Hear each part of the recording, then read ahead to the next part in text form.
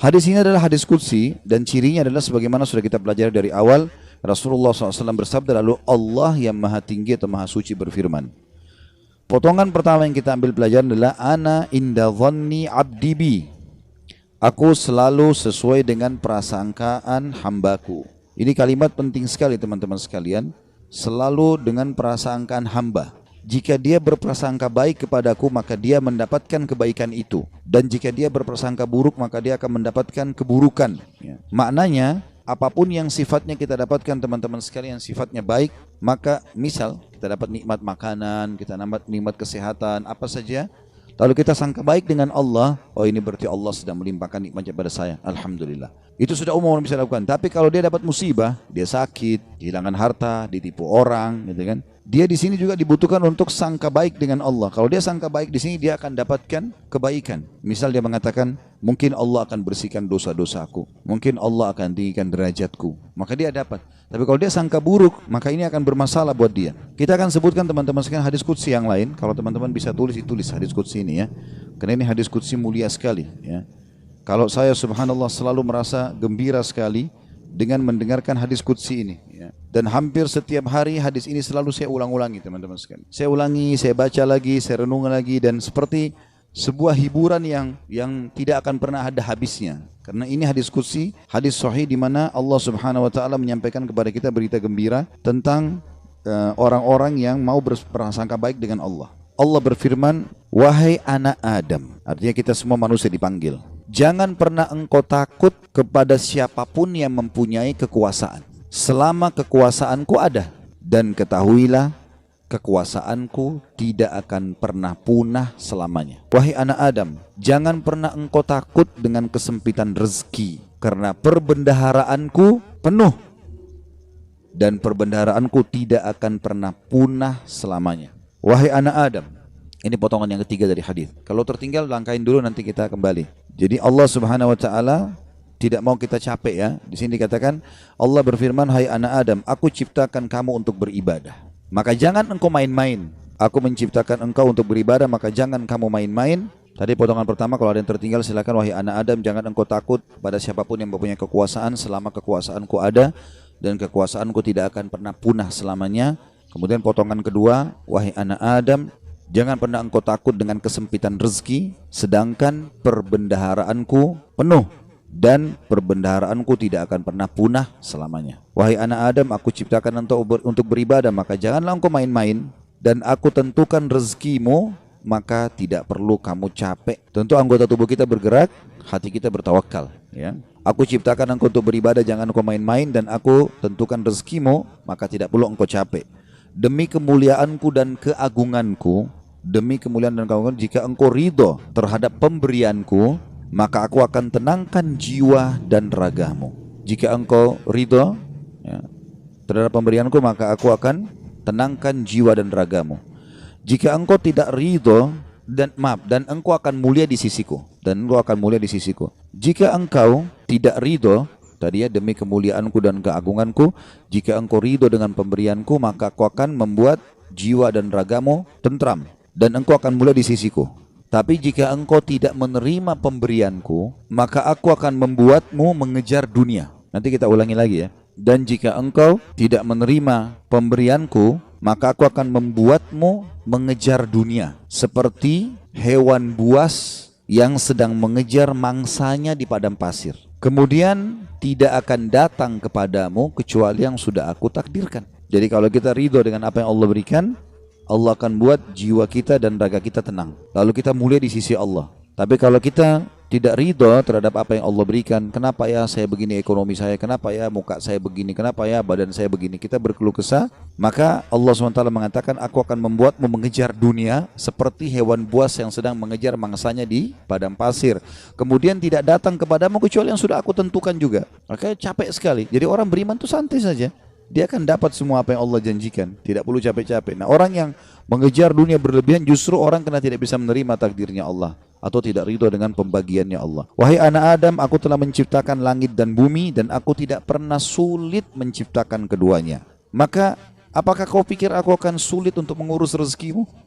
Wahai anak Adam, jangan pernah engkau minta rezeki untuk esok hari, sebagaimana aku tidak pernah meminta kepadamu amal esok hari. Wahai anak Adam, sesungguhnya aku mencintaimu, maka atas hak itulah cintailah aku. Kita ulangi hadisnya. Allah menyebutkan dalam hadis qudsi, wahai anak Adam, jangan pernah engkau takut dengan siapapun yang berkuasa, raja, presiden, siapa saja, selama kekuasaanku ada, dan kekuasaanku tidak akan pernah punah selamanya. Wahai anak Adam, lanjutan yang potongan duanya, jangan pernah takut dengan sempitnya rezeki, sebab perbendaharaanku banyak, penuh, dan perbendaharaanku tidak akan pernah habis selamanya. Yang ketiga, wahai anak Adam, aku telah menciptakan engkau untuk beribadah, maka jangan bermain-main, dan aku juga sudah menentukan rezekimu, maka tidak perlu engkau capek. Jadi di sini anggota tubuh kita berusaha, hati kita bertawakal. Demi kemuliaanku dan keagunganku, jika engkau ridho terhadap pemberianku, ridho dengan paras wajahnya, tubuhnya, pasangan hidupnya, anaknya, maka aku akan tenangkan jiwa dan ragamu, dan engkau akan mulia di sisiku. Dan jika engkau tidak ridho terhadap pemberianku, maka demi kemuliaanku dan keagunganku, aku akan bebankan kepadamu dunia, atau akan membuatmu mengejar dunia, sehingga engkau berlari-lari mengejarnya seperti hewan buas yang sedang mengejar mangsanya di padang pasir. Kemudian tidak datang kepadamu kecuali yang sudah aku tentukan. Wahai anak Adam, aku telah ciptakan langit dan bumi, dan aku tidak pernah merasa susah dalam mengurus dan menciptakannya. Maka apakah kamu pikir aku akan capek dengan mengurus rezekimu? Wahai anak Adam, jangan pernah engkau minta rezeki esok hari, sebagaimana aku tidak pernah minta kepadamu amal esok hari.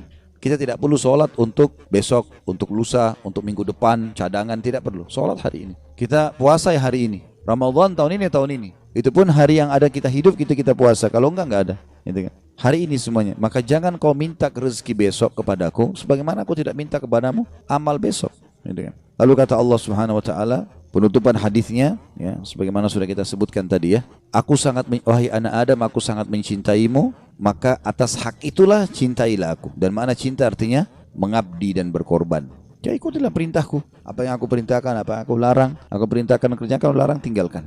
Ini subhanallah hadis teman-teman sekalian. Setiap kali saya baca, saya pribadi ya merasa ketenangan jiwa. Udah Allah sudah tentuin semua. Dan ini sesuai dengan yang pernah saya sampaikan teman-teman sekalian. Hadis yang perkataan Hasan Basri rahimahullah yang mengatakan, aku selalu tenang dan senang dalam kehidupan dunia karena dua hal. Aku selalu senang dan tenang karena aku tahu ajalku sudah ditentukan oleh Tuhanku. Udah, Allah sudah tahu kapan aku mati. Udah nggak usah aku pikirin kapan mati itu. Beramal saja. Aku selalu senang dan tenang dengan itu. Aku sudah tahu ajalku sudah ditentukan oleh Tuhanku, maka aku tidak perlu memikirkannya. Dan aku selalu senang dan tenang karena rezekiku sudah ditentukan oleh Tuhanku, maka aku tidak pernah berpikir untuk diambil oleh orang lain. Jadi kalau teman-teman misal lagi masuk dalam satu proyek berdua sama temannya, atau berapa orang sedang bersaing, lalu kemudian dia gagal, teman-temannya dapat misalnya. Jawaban sederhana, belum rezeki, selesai. Karena biar kita berusaha setengah mati nggak bakal dapat itu. Sudah Allah tentuin. Seperti itulah. Dan tadi sudah kita jelaskan di diskusi tadi, kalau kita ridho dengan pemberian Allah, Allah buat jiwa kita dan raga kita tenang. Subhanallah, orang kalau misalnya mau makan udah habis, oh ya sudah, belum rezeki saya, tenang jiwanya. Kenapa habis, kenapa dimakan, kenapa begini, sakit hati, perutnya juga lapar. Jadi ini kaidah hidup yang luar biasa yang mestinya kita fahami ya. Di sini makna juga ana inda dhanni abdi bi, saya selalu dengan prasangkaan hambaku. Seberat apapun teman-teman yang sedang kita alami, terimalah berita gembira selama kita beriman, kalau itu pasti kebaikan buat kita. Sampai ada sebuah hadis qudsi yang lain, ya, kata Nabi SAW, Allah berfirman kepada para malaikat, batasilah rezekinya hambaku yang ini, karena kalau kau bukakan dia akan kufur. Dan luaskan rezekinya hambaku yang ini, karena kalau kau bukakan dia tambah bersyukur. Jawabannya sederhana, berarti kalau kita mau teman-teman sekalian rezeki kita terbuka segala macam, royal di jalan Allah, jangan perhitungan. Allah SWT akan buka, karena Allah tahu ini orang kalau dibukain tidak masalah.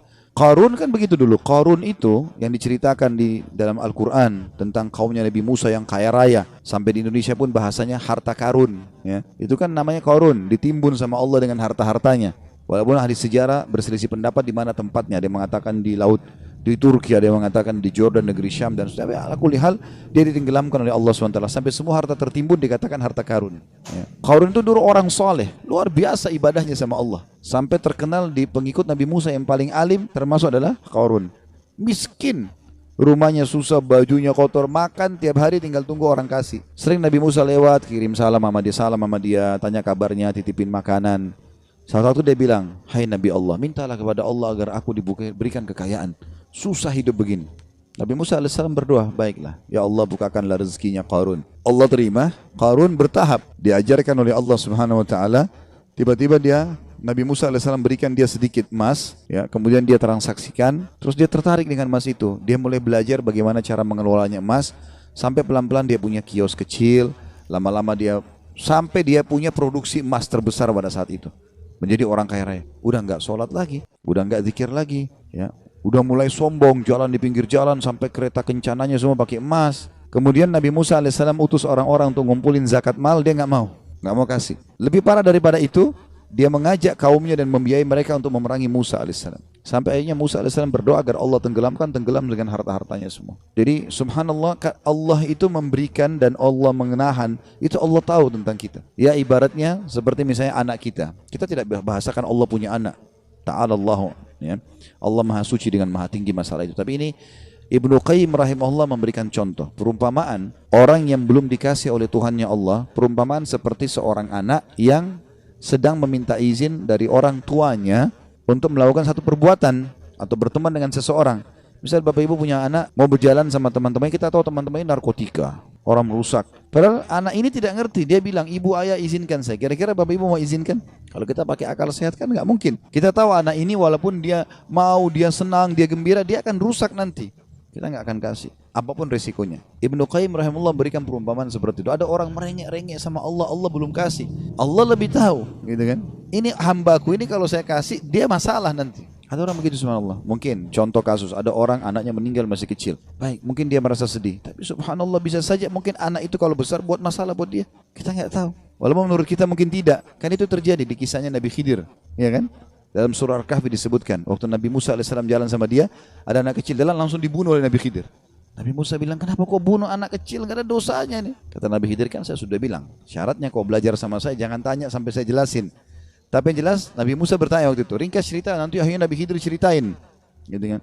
Nabi dia bilang, anak itu sudah ada berita dari Allah. Kalau anak ini kalau besar dia akan durhaka sama orang tuanya. Sementara orang tuanya ini adalah orang soleh, orang baik. Si ayah sampai ibu ini orang baik. Maka Allah menyuruh aku membunuhnya. Aku pertama utusan Allah. Kalau aku bunuh aku tidak berdosa. Itu anak ini meninggal belum balik, berarti dia juga masuk surga. Orang tuanya digantikan oleh Allah anak yang soleh. Hamil lagi ibunya setelah itu.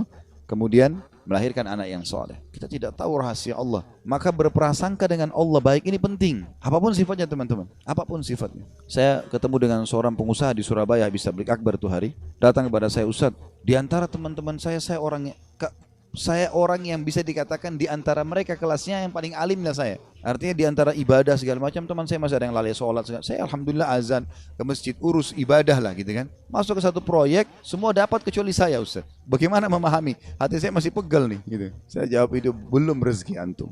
Dan bisa bahaya, mungkin saya kalau antum masuk malah jadi masalah. Bersangka baik sama Allah. Sudah, orang mukmin itu seperti kalau jalan ke satu tempat, antum lagi jalan ke dalam gang, ketemu sebuah jalan yang buntu. Apa yang harus dilakukan?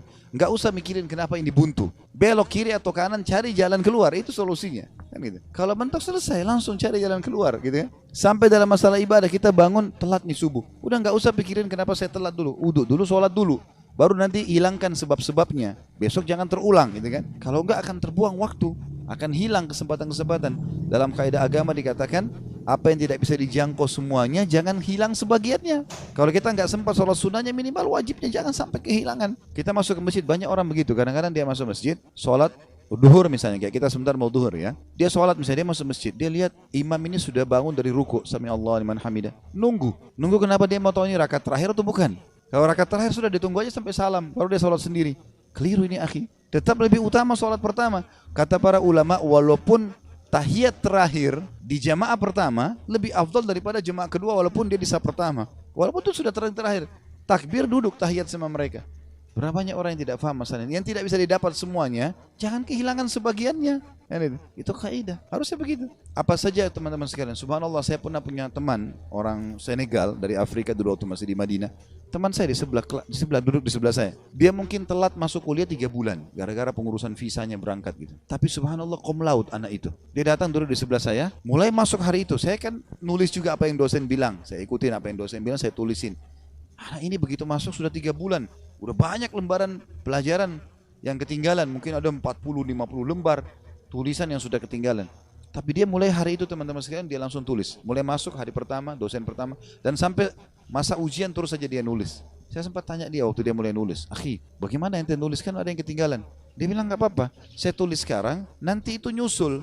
Sekarang ini dulu saya tulis." Dan betul, ternyata setelah mendekat ujian, yang dia tulis berisi kurang lebih 70%, yang tertinggal 30%.